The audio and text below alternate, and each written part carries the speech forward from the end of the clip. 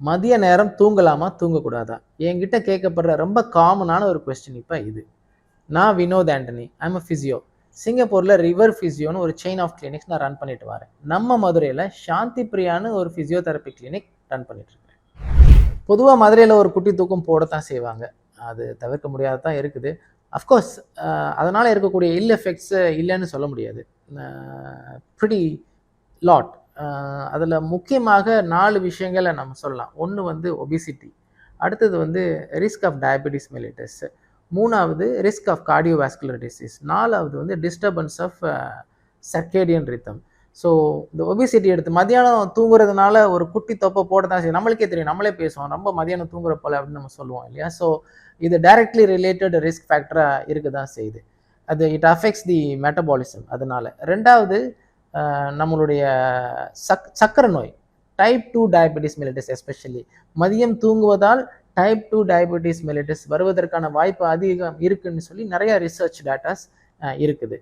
2015 யாமாடா அப்படின்னு ஒரு ரிசர்ச்சர், அவங்க டீம் எல்லாரும் பண்ணப்பட்ட ஒரு பெரிய மெட்டா அனாலிசிஸில் மதியம் தூங்குவதால் இருதய நோய், கார்டியோவாஸ்குலர் டிசீஸ் வருவதற்கான risk directly linked and multifold 1.6 times greater chances இருக்குது மிச்சவங்களை காட்டணும் அப்படின்னு சொல்லி ஒரு ஸ்டடி, ரொம்ப ஸ்ட்ராங்கான ஒரு ஸ்டடி அது. ஸோ அந்த chances of someone getting cardiovascular disease மதியம் தூங்குவதால். 4வதாக சர்க்கேடியன் ரிதம், ரொம்ப முக்கியமான ஒரு பாயிண்ட். நம்ம பாடிக்குன்னு ஒரு கிளாக் இருக்குது, ஒரு பயாலாஜிக்கல் கிளாக்கு. காலையில் எத்தனை மணிக்கு எந்திரிக்கணும், நைட் எத்தனை மணிக்கு தூங்கணும், எப்போ பசிக்கும், மதிய வேலையில் எவ்வளவு சாப்பிடணும் அப்படின்ற மாதிரி ஒரு ரேஞ்ச் நம்ம பாடி செட் பண்ணி வச்சுருக்கோம்.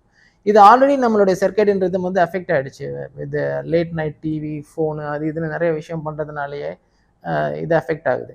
அதையும் தாண்டி மதியம் தூங்குறதுனால இந்த சர்க்கேடியன் ரிதம் அஃபெக்ட் ஆகி அது நம்மளுடைய ஆஃப்டர்நூன் ஸ்லீப்பை அது அஃபெக்ட் பண்ணி நைட் ஸ்லீப்பையும் அஃபெக்ட் பண்ணும்.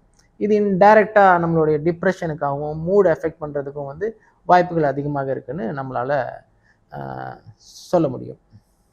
எல்லாம் ஓகே, ஆனா வெயில் மண்டைய பொளக்குதே. குட் பாயிண்ட், நான் ஒத்துக்கிறேன். மதுரையோட ரித்தமே அப்படி தானே. நம்ம ஏர்லி மார்னிங் ஸ்டார்ட் பண்ணுவோம், 2:30க்குலாம் சென்ட்ரல் மார்க்கெட் ஸ்டார்ட் ஆகிடும். அதுலேருந்து ஹோல் நைட் அப்படியே ரன் ஆகி கிட்டத்தட்ட 12 மணி வரைக்கும் ரன் ஆகும். அதனால தான் தூங்கா நகரம்னே சொல்கிறோம். பட் மதுரையை பொறுத்த வரைக்கும் நிறைய வெண்டர்ஸ் இருப்பாங்க. ஸோ கடையை காலையில் அதிகாலையிலே ஆரம்பிச்சிருவாங்க, அப்புறம் ஈவினிங் லேட் நைட் வரைக்கும் ரன் பண்ணுவாங்க. ஃபிசிக்கல் லேபர் அதிகம், அக்ரிகல்ச்சரல் சிட்டி தான் இது. ஸோ இந்த ஒர்க் எல்லாமே வந்து ஒரு ஏர்கானில் நடக்கலை, இதெல்லாம் வெயிலில் நடக்குது. ஸோ டெஃபினெட்லி டீஹைட்ரேஷன் இருக்க தான் செய்யும். நம்மளோட பாடி குளுக்கோஸ் வந்து ட்ரெயின் ஆகிருக்கும். ஸோ டயர்ட் ஆயிடுவாங்க பீப்புள். ஸோ அதனால் மதியம் ஒரு பிரேக், பர்டிகுலர்லி இந்த மாதிரி ஒரு சூடான வெதரில் அந்த பிரேக் அவசியம் தான். ஸோ அந்த நேரத்தில் அதை தூங்கலாமா தூங்கக்கூடாதா அப்படின்றது தான் இங்கே கேள்வி இல்லையா? ஸோ இந்த மாதிரி ரிசர்ச் நம்ம படித்தோம் இல்லையா? ஸோ இந்த ரிசர்ச்சஸ் எல்லாம் நம்ம பார்க்கும்பொழுது இது எல்லாமே இந்த மாதிரி ஒரு கிளாசிக் ட்ராபிக்கல் வெதர் இருக்கக்கூடிய பிளேசஸில் கண்டக்ட் பண்ணப்பட்டதா அப்படின்னா நம்மளுக்கு அதுக்கு ஆன்சர் தெரியல, முக்கால்வாசி இல்லை தான், அப்படி தான் சொல்ல முடியும்.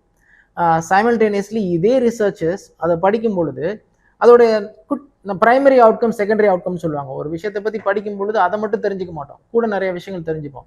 அந்த செகண்டரி அவுட்கம்ல இன்ஃபேக்ட் நம்ம பார்க்கும்பொழுது where there are people who have slept less than 1 hour, 1 மணி நேரத்துக்கு கம்மியாக தூங்கினவங்களுக்கு அது பெனிஃபிட்டாக கூட இருந்திருக்கு. ஸோ நம்மளோட பாடி சைக்கிள் ரீஹைட்ரேட் ஆகிடுது. அந்த ரித்தம் இம்ப்ரூவ் ஆகிடுது, அவங்களோட மூடு பெட்டராக இருக்குது. ஸோ ஈவினிங் ஒர்க் பண்ணுறதுக்கு அவங்களுக்கு ஹெல்ப்ஃபுல்லாக இருக்குது. இந்த மாதிரி நிறைய விஷயங்களை கூட வந்து அதே ஸ்டடி சொல்லியிருக்கு.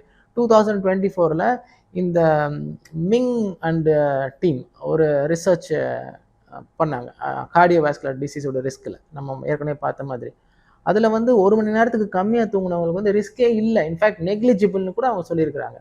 ஸோ அதிகமாக தூங்குவது தப்பு அப்படி சொல்லலாம்.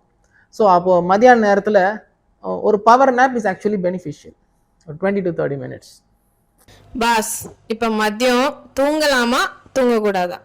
சரி, தூங்கா நகரம் ரீசார்ஜ் ஆகிறதுக்காக கொஞ்சம் தூங்குதான், அதை ஒன்றும் தப்புன்னு சொல்ல முடியாது.